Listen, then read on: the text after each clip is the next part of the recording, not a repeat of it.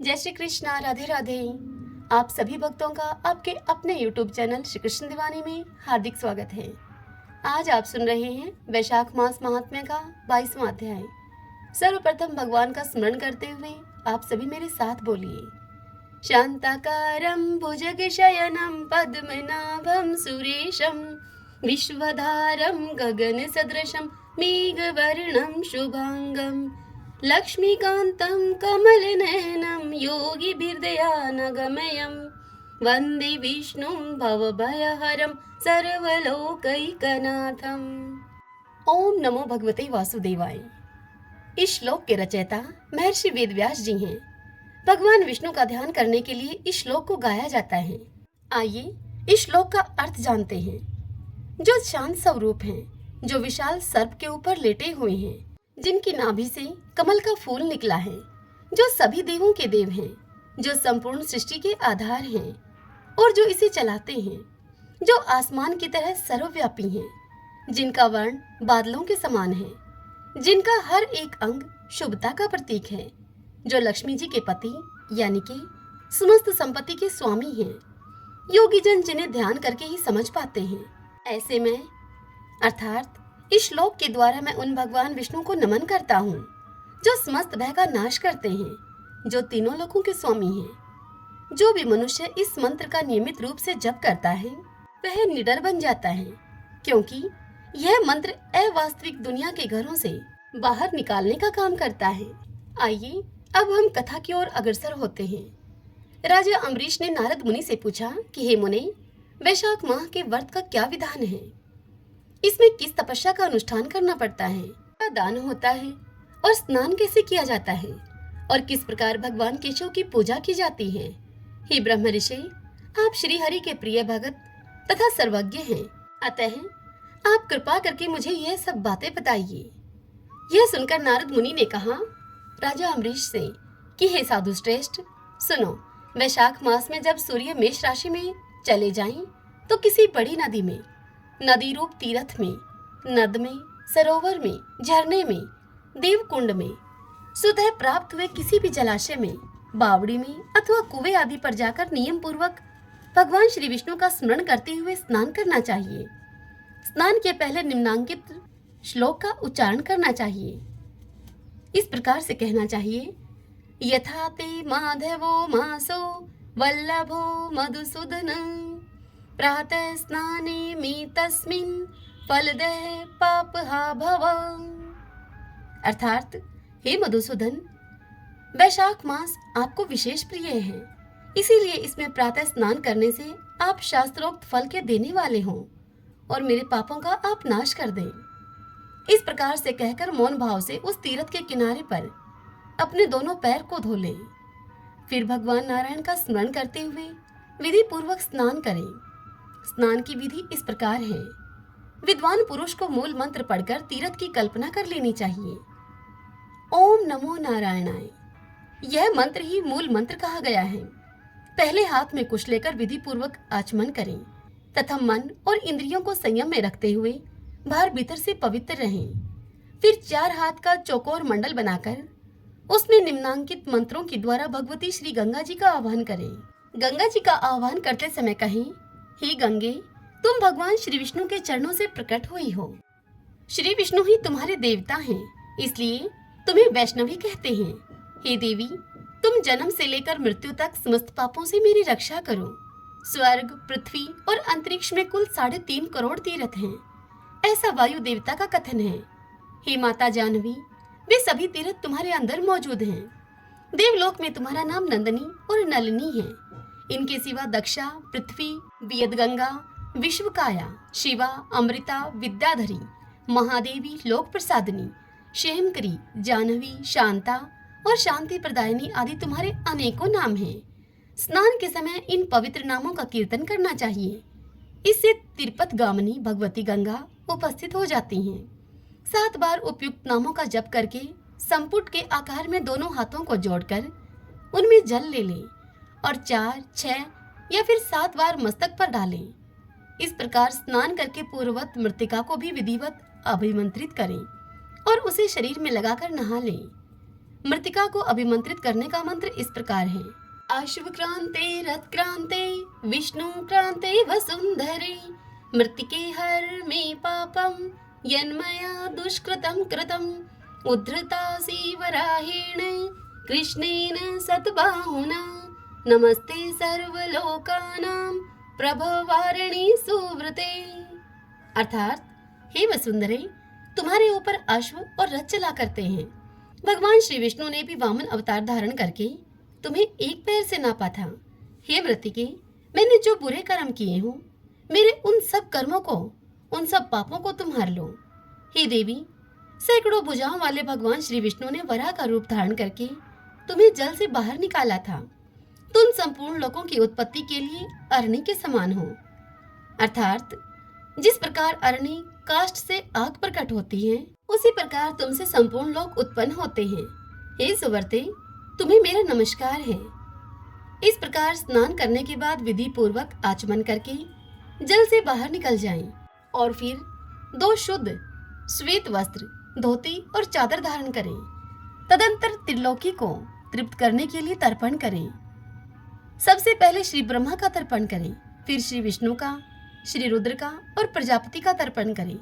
तत्पश्चात देवता, यक्ष, नाग, गंधर्व, अप्सरा, असुरगण, क्रूर सर्प, गरुड़, वृक्ष, जीव जंतु, पक्षी, विद्याधर, मेघ, आकाशचारी जीव, निराधार जीव, पापी जीव तथा धर्मपरायण जीवों को तृप्त करने के लिए मैं उन्हें जल अर्पण करता हूँ। इस प्रकार से कहकर उन सभी को जलांजलि दें। देवताओं का तर्पण करते समय यज्ञोपवीत को बाएं कंधे पर डाले रहें।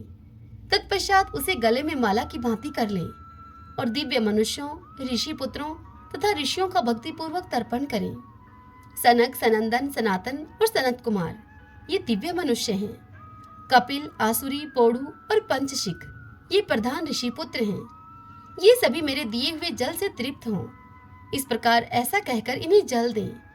इसी प्रकार मरीचि, अत्रि, अंगीरा, पुलसत्य, पुलह, क्रतु, प्रचेता, वशिष्ठ, नारद तथा अन्यान्य देव ऋषियों एवं ब्रह्म ऋषियों को अक्षत के सहित जल के द्वारा तर्पण करें। इस प्रकार ऋषि तर्पण करने के पश्चात यज्ञोपवीत को दाएं कंधे पर करके बाएं घुटने को पृथ्वी पर टेक कर बैठे। फिर अग्निश्वात, सौम्य, हविष्मान, उष्मप, कव्यवाट, अनल, ब्रैषद, पिता, पितामह आदि तथा मातामह आदि का सब लोगों का विधिवत तर्पण करके निम्नांकित मंत्र का उच्चारण करें। इस प्रकार से बोले, कहें कि जो लोग मेरे बांधव न हों, जो मेरे बांधव हों तथा जो दूसरे किसी जन्म में मेरे बांधव रहे हों, वे सब मेरे दिए हुए जल से तृप्त हों। उनके सिवा और भी जो कोई प्राणी मुझसे जल की अभिलाषा रखते हों, वे सब तृप्ति का लाभ करें। यूं कहकर उनके तृप्ति के उद्देश्य से जल गिराना चाहिए। तत्पश्चात विधि पूर्वक आचमन करके अपने आगे कमल की आकृति बनावें और सूर्यदेव के नामों का उच्चारण करते हुए अक्षत, फूल, लाल चंदन और जल के द्वारा उन्हें यत्न पूर्वक अर्घ्य दें। अर्घ्य दान का मंत्र इस प्रकार है। सूर्यदेव को अर्घ्य देते समय यह बोले, हे भगवान सूर्य, आप विश्व रूप और ब्रह्मा स्वरूप हैं। इन दोनों रूपों से आपको नमस्कार है। आप सहस्त्रों किरणों से सुशोभित और सबके तेज रूप हैं। आपको सदा नमस्कार है। हे भक्त वत्सल, रुद्र रूपधारी आप परमेश्वर को बारंबार नमस्कार है। कुंडल और अंगद आदि आभूषणों से विभूषित हे पद्मनाभ, आपको नमस्कार है। हे भगवान, आप सोए हुए संपूर्ण लोगों को जगाने वाले हैं। आपको मेरा प्रणाम है। आप सदा ही सबके पाप पुण्य को देखा करते हैं। हे सत्यदेव, आपको नमस्कार है। हे भास्कर, मुझ पर आप प्रसन्न होइए। हे दिवाकर, आपको नमस्कार है। हे प्रभाकर, आपको नमस्कार है। इस प्रकार से सूर्यदेव को नमस्कार करके 7 बार उनकी प्रदक्षिणा करें।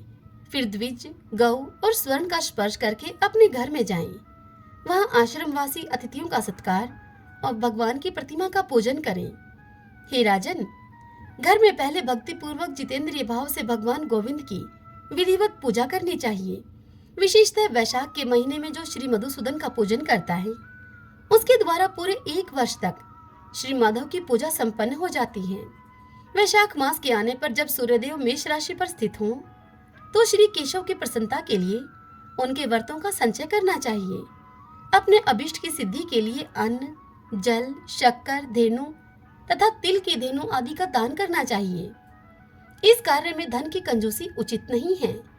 जो समुच्चय वैशाख भर प्रतिदिन सवेरे स्नान करता है, जितेंद्रिय भाव से रहता है, भगवान के नामों को जपता है और हविष्य भोजन करता है, वह सब पापों से मुक्त हो जाता है।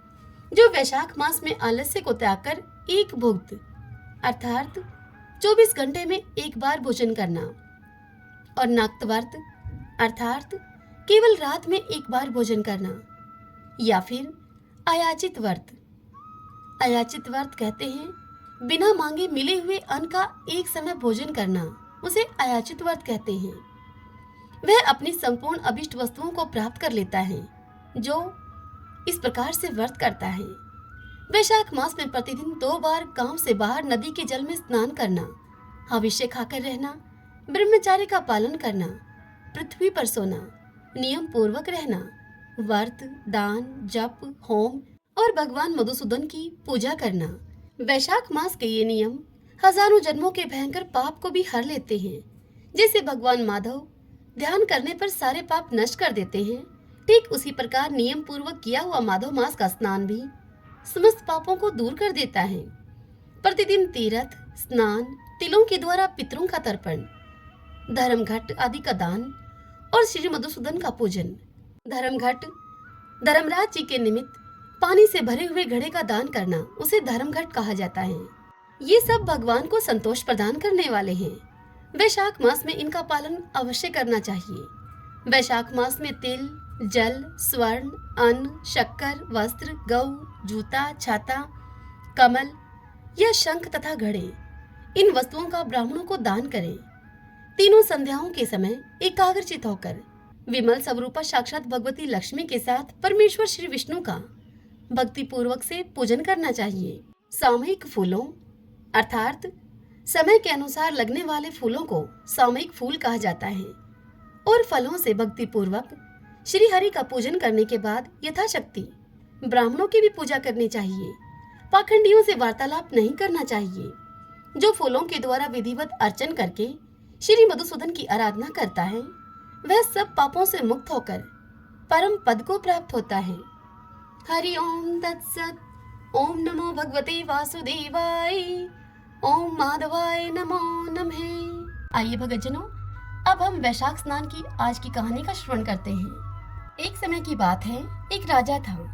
वह राजा सुबह जल्दी उठकर वैशाख के महीने में गंगा जी में स्नान किया करता था। उस राजा ने ऐसा प्रण ले रखा था कि उससे पहले यदि कोई गंगा जी में स्नान करेगा, यदि वह पुरुष होगा तो उसे राजा अपना आधा राज्य दे देगा और यदि वह स्त्री हुई तो उससे राजा विवाह कर लेगा। इसलिए राजा ने अपनी समस्त प्रजा में यह ढिंढोरा पिटवा रखा था कि मुझसे पहले गंगा जी में कोई भी स्नान न करे। एक बंदरिया थी जो कि रोज राजा के नहाने से पहले ही उस गंगा जी में नहा लेती और पीछे राजा नहाने के लिए जाता था। एक बार जब राजा ने पानी को हिलते हुए देखा और बिखरा हुआ पानी देखा वहां किनारे पर, तो उस राजा ने वहां पहरा बिठा दिया और सिपाहियों से कह दिया कि मुझसे पहले इस गंगा जी में कोई भी नहाने न पाए। वहां गंगा जी के किनारे एक पेड़ था। उस पेड़ के ऊपर एक बंदरिया बैठी रहा करती थी। वह डाली के सहारे गंगा जी के पानी में उतरती और तुरंत नहाकर वापस पेड़ पर आकर बैठ जाती। ऐसे ही पूरा वैशाख मास व्यतीत हो गया। वैशाख के अंतिम दिन राजा के एक सिपाही ने उस बंदरिया को गंगा जी में स्नान करते हुए देख लिया। सिपाही ने देखा कि जब अंधेरे में उन्हें कुछ भी दिखाई नहीं देता और उन्हें नींद आ जाती है, तो यह बंदरिया उस समय गंगा जी में नहा लेती है। और फिर सिपाही उस बंदरिया को पकड़कर राजा के पास लेकर गए और जाकर राजा से कहा कि महाराज, ये बंदरिया आपसे पहले ही गंगा जी में स्नान कर लेती है। यह सुनकर राजा को अपने किए हुए प्रण की याद आ गई और राजा ने तब बंदरिया से विवाह कर लिया और उसे धर्म पत्नी मानने लग गया। वैशाख के स्नान से बंदरिया के बच्चे होने की भी आशा हो गई। बंदरिया को पूरे महीने हो गए। जब बंदरिया ने राजा से पूछा कि महाराज, जब मेरे बच्चा होएगा तब मैं किसे जगाऊंगी, तब उस राजा ने महल में एक घंटी बंधवा दी और उससे बंदरिया से कहा कि जब तेरे दर्द हो तो तुम इस घंटी को बजा देना, इस घंटी को हिला देना। फिर आकर मैं सारा इंतजाम अपने आप कर दूंगा। राजा के उस बंदरिया के अलावा और भी कई रानियां थीं। उन रानियों ने घंटी को बंधा हुआ देखकर उस बंदरिया से पूछा कि ये घंटी यहाँ किसने बांधी है। तब वह बंदरिया बोली कि राजा जी ने बांधी है। जब मेरे बच्चा होगा तो ये घंटी बजाकर मैं उनको बुलाऊंगी। तब उन रानियों में से एक रानी ने बंदरिया से कहा कि जरा बजाकर तो देख ले इस घंटी को, राजा जी इसको बजाने से आएंगे या नहीं। इतना सुनकर बंदरिया ने झट से उस घंटी को बजा दिया। अब राजा जी दौड़े दौड़े वहां पर आए और जब बंदरिया से पूछा कि यह घंटी तुमने क्यों बजाई है, तब बंदरिया बोली कि इस रानी के कहने से बजाई है। अब कुछ दिन के बाद जब बंदरिया के बच्चा होने लगा तो उसने उस घंटी को बजाया, लेकिन राजा जी नहीं आए। फिर वह बंदरिया उन रानियों से पूछने लगी कि अब मेरे बच्चा कैसे होगा, मैं बच्चा कैसे पैदा करूं। तब उन रानियों में से एक रानी बंदरिया का मजाक उड़ाते हुए उससे बोली कि आंखों पे पट्टी बांध ले और ओखली में सिर दे दे। तत्पश्चात फिर बंदरिया के वैशाख नहाने के पुण्य से एक अति सुंदर लड़का पैदा हुआ। लड़का पैदा होते ही रानी ने राजा को लड़का नहीं दिया और दासी को देते हुए उसने कहा कि इस बंदरिया के बच्चे को तुम नदी में बहा दो और बंदरिया के पास आटे को खून में लपेट कर रख दो। दासी ने रानी के कहे अनुसार ही किया। जब राजा ने आकर पूछा रानी से कि क्या बच्चा हुआ है, तब रानी ने राजा से कह दिया कि बच्चा नहीं हुआ है, इस बंदरिया के तो ईंट पत्थर हुआ है। फिर राजा ने यह सोचकर संतोष कर लिया कि जब अन्य रानियों के ही बच्चे पैदा नहीं होते, इसलिए इसके भी नहीं हुआ होगा। उधर दासी बच्चे को फेंकने के लिए गई तो उसे उस बच्चे पर दया आ गई। उसने उस बच्चे को नदी में नहीं बहाया। वहां नदी के किनारे ही एक कुम्हार मिट्टी के बर्तन बना रहा था। वह उस बच्चे को उस कुम्हार के खंदेड़े में रखाई। जब कुम्हार और कुम्हारी खुदी हुई मिट्टी लेने के लिए उस खंदेड़े में आए तो उन्होंने वहां देखा कि बहुत सुंदर सा बच्चा वहां सो रहा है। तब कुम्हार अपनी पत्नी से बोला कि भाग्यवान, हमारे कोई बच्चा नहीं था, इसीलिए भगवान ने यह बच्चा हमारे लिए भेजा है। यदि तू इसको पाल ले तो अपने इसको घर ले चलेंगे हम। तब यह सुनकर कुम्हारी बोली कुम्हार से कि इसको लेकर चलते हैं, अपनी खातिर ही भगवान ने इस बच्चे को हमारे लिए भेजा है। कुम्हारी ने उसको पाल पोस कर अब बड़ा कर लिया। लड़का रात दिन अब बढ़ने लगा। वह कुम्हार मिट्टी का हाथी बनाकर बेचा करता था। एक दिन वह लड़का अपने पिताजी से बोला, कुम्हार से बोला कि पिताजी, मेरे को भी हाथी घोड़े बनाकर दे दो, मैं उनसे खेलूंगा। ऐसा सुनकर कुम्हार ने अपने पुत्र के लिए हाथी घोड़े बना दिए मिट्टी के। अब वह लड़का उन हाथी घोड़ों को लेकर कुएं की पाल पर जाकर बैठ गया। अब वह लड़का रोज ऐसे ही करता। एक दिन वहां कुएं की पाल पर रानी की दासी पानी भरने के लिए आई थी। वहां उसने अपनी एक सखी को बंदरिया के पुत्र होने की सारी बात विस्तार पूर्वक बताई। यह बात वह लड़का भी सुन रहा था। अब लड़के को सारी बात का पता लग गया था कि वह बंदरिया के गर्भ से पैदा हुआ था। रानियों ने मारने के लिए उसे दासी को नदी में बहाने के लिए दे दिया था। अब यह लड़का जब सारी बात जान ही चुका था तो वही दासी दूसरे दिन कुएं पर पानी भरने के लिए आई। तब वह लड़का उन दासियों को देखकर कहने लगा कि मेरे मिट्टी के हाथी घोड़े पानी पी लेंगे, इनको पानी पिला दो। यह सुनकर दासियां कहने लगी, ओ मूर्ख लड़के, कभी मिट्टी के हाथी घोड़े भी भला पानी पीते हैं क्या? यह सुनकर वह लड़का बोला कि मूर्खों, कभी बंदरिया के भी ईंट पत्थर पैदा हुआ है क्या?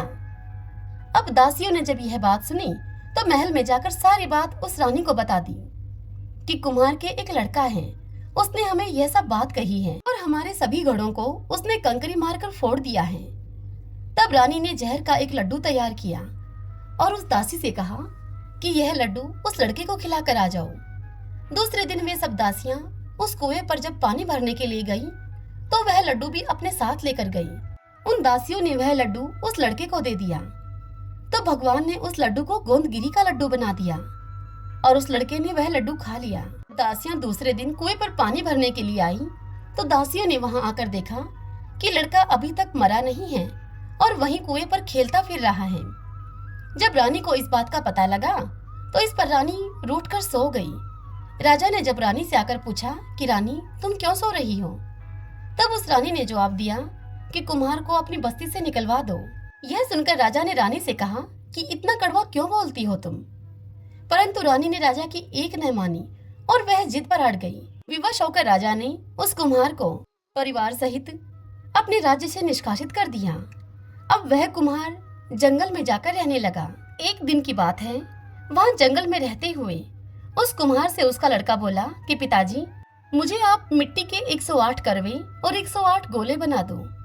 फिर वह लड़का अपने पिताजी से करवे और गोले लेकर नीचे के बाहर बैठ गया। उसने उन सभी करवों में ठंडा ठंडा पानी भर रखा था। वहाँ गनगौर पूजने के लिए, मिट्टी लेने के लिए बहुत सारी लड़कियां वहाँ पर आई। अब वह लड़कियां अपनी परात में मिट्टी भरकर बगीचे में वहीं पर बैठकर खेलने लगी। खेलते खेलते उन सभी को प्यास लग गई और अब वे लड़कियां उस लड़के से बोली कि हमें थोड़ा पानी पिला दो। तब वह लड़का उन लड़कियों से बोला कि मेरे पास ये गोलियां हैं, इन्हें तुम खाती चली जाओ और पीछे पीछे मेरे फिरती जाओ। उस लड़के की यह बात सुनकर कुछ लड़कियों ने ऐसा करने के लिए उसे मना कर दिया और कहने लगी कि तेरी इन गोलियों को तू ही खा ले, हमें तो बस प्यास लगी है, थोड़ा पानी पिला दे। लेकिन वह लड़का नहीं माना। फिर एक लड़की उस लड़के के आगे आकर बैठ गई। सब लड़कियां एक एक करके अब गोली खाती गई और सभी ने ठंडा पानी पिया। लड़कियां उस लड़के के चारों तरफ फिरने लगी। तत्पश्चात सभी लड़कियों के पेट में अब गर्भ रह गया। सब लड़कियां अब मिट्टी लेकर अपने घर को गई। तो फिर उनके बाप ने उनके ब्याह का साया निकलवाया, तो साया निकला ही नहीं। उन लड़कियों के माँ बाप अब चिंता में हो गए कि इनका ब्याह तो अब हो जाना चाहिए। फिर समय बीतने पर किसी लड़की का जी घबराए तो किसी को रोटी नहीं भाए तो कोई उल्टी करे। फिर सभी ने उन लड़कियों से पूछा कि तुम्हारे यह क्या हो गया है।